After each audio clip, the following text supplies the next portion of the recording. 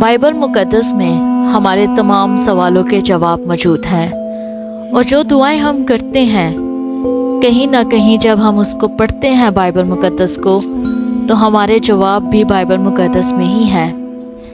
لوگ دعائیں کرتے ہیں کہ خداوند ہمیں لمبی عمر دے، ہمیں خوشحال زندگی دے، ہم خوشیاں دیکھیں، ہم برکتوں کا تجربہ کریں۔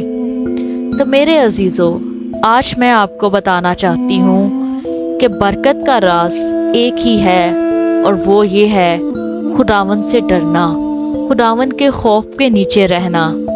آئیے زبور 128 کی ہم تلاوت کرتے ہیں اور دیکھتے ہیں کہ بائبل مقدس کیا کہتی ہے۔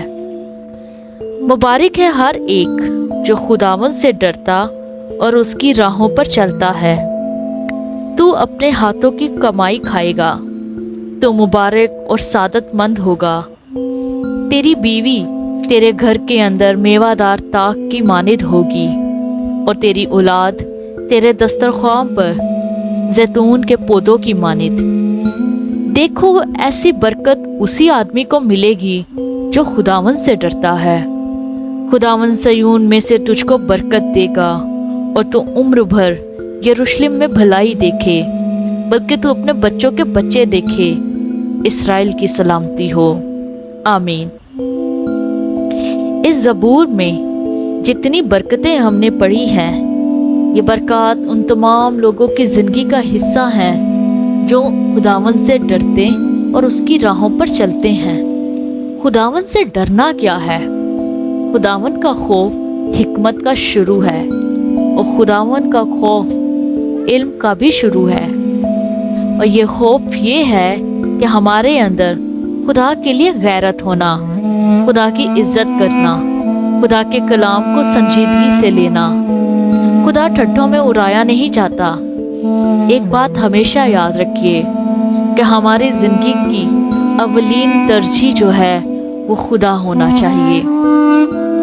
جو لوگ آج کام کرتے ہیں اور خدا ان کی زندگی کا اول حصہ نہیں ہے، ان کی زندگی میں برکت بھی پہلا حصہ نہیں ہوگی۔ برکت کا راز ایک ہی ہے، اور وہ یہ ہے خداوند کا خوف ماننا اور اس کی راہوں پر چلنا۔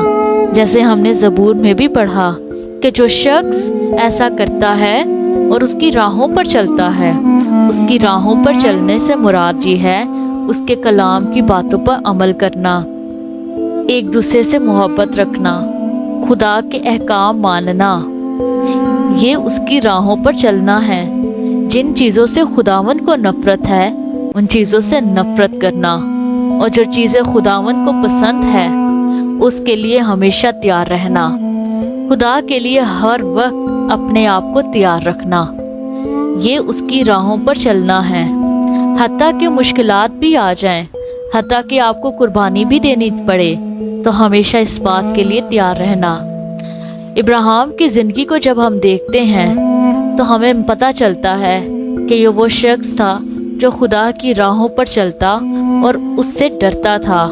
اور پھر ہم اس کی زندگی میں برکات بھی دیکھتے ہیں کہ اس نے اپنی وفاداری کا ثبوت دیا جب وہ اپنے بیٹے کو قربان کرنے لگا، اور جب خدا کی نظر میں وہ مقبول ٹھہرا تو خدا نے اس کو برکت دینے کا وعدہ کیا۔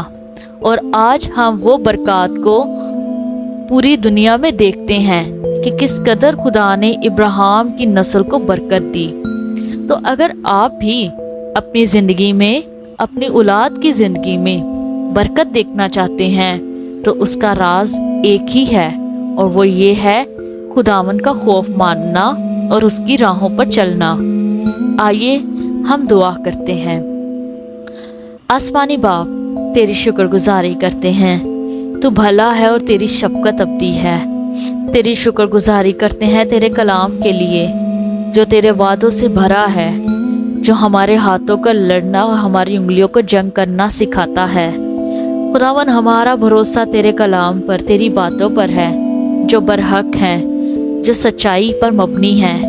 خداوند، ہمیں بتا کہ ہمیں کیسے چلنا ہے۔ ہمیں اپنے کلام کے وسیلہ سے ہمیں حکمت بخش تاکہ ہم تیرا خوف مانیں اور تیری راہوں پر چلتے رہیں، تاکہ خداوند ہم یہ برکات کو اپنی زندگی کے لیے بولتے ہیں۔ ہاں خداون، ہم برکت کو بولتے ہیں، ہمارے ہاتھوں میں برکت ہو تاکہ ہم اپنے ہاتھوں کی کمائی کھائیں، ہم مبارک ٹھہرے، ہم سعادت مند ہو۔ ہمارے گھر میں خداون جو برکات تو نے رکھی ہے وہ میوہ دار تاک کی مانند ہو، ہماری نسلیں خداون زیتون کے پودوں کی مانند ہو۔ ہم کہتے ہیں کہ خداون صیون میں سے ہمیں برکت دے تاکہ ہم عمر بھر یروشلم کی بھلائی دیکھیں، اپنے خاندان کی بھلائی دیکھیں، تاکہ خداون ہماری زندگیوں سے فقط تیرا نام عزت و جلال پاتا رہے۔